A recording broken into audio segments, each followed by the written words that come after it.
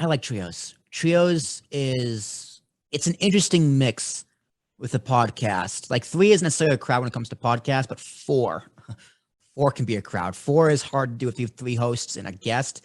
That can be a little tough as like the first mic. So tell me about your co-hosts and how they came to be. Do you know them in real life, or did you meet them through the podcast in the group? So Nick, I came to meet. I knew his brother Nate, and that's how I got introduced to the whole family there. And I came to meet them through the rest of the family through the podcast. Kathleen, I know in real life, and actually, the reason why she got involved or how she got involved in the show is that I had known her and her husband for a few years, and they're nerds like me, they're geeks like me, so we get along, and we have a lot of similar interests and senses of humor and things, so we mesh well.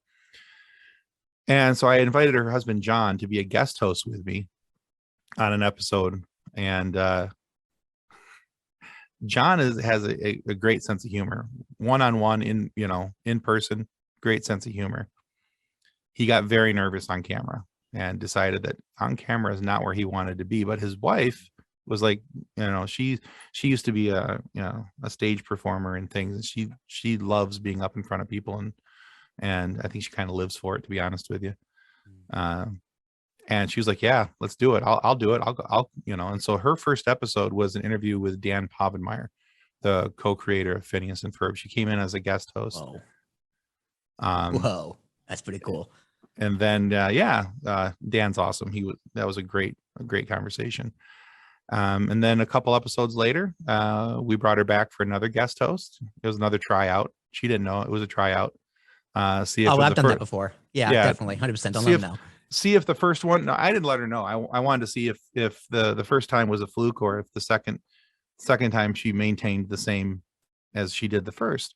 And she did. So we got done. I looked at Nick and I went, be nice to have a female perspective on the panel. Especially in nerd culture. That goes an extra long way in nerd culture.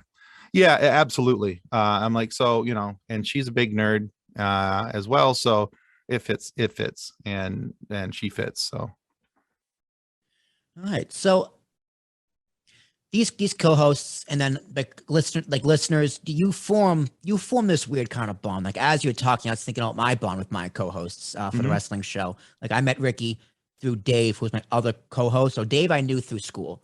Dave was a very good friend. Dave was a very good friend of mine, or is a very good friend of mine, and also fraternity brother. And like, we would watch wrestling pay-per-views at my house.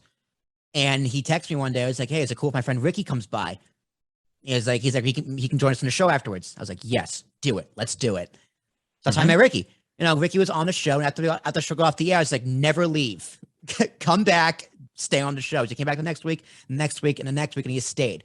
So now me and Ricky are very, very good friends to this day. Oh, that's cool. And then that's how we met Kay Murphy, who is just she's just a person from Long Island also. And we met them on Twitter. And then they came on the show. And then when Dave left the show, we need someone to replace Dave. So we brought on Kay Murphy.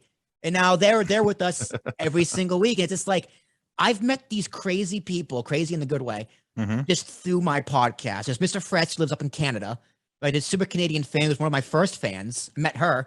She's amazing up in Canada. So do you have any experiences like that with people even if you haven't met them? Like, I never met Mr. Fretz in person. He's one of my dear friends. Like, do you have any connection like that with your listeners? Well, it's kind of funny. So I kind of fell into this group of other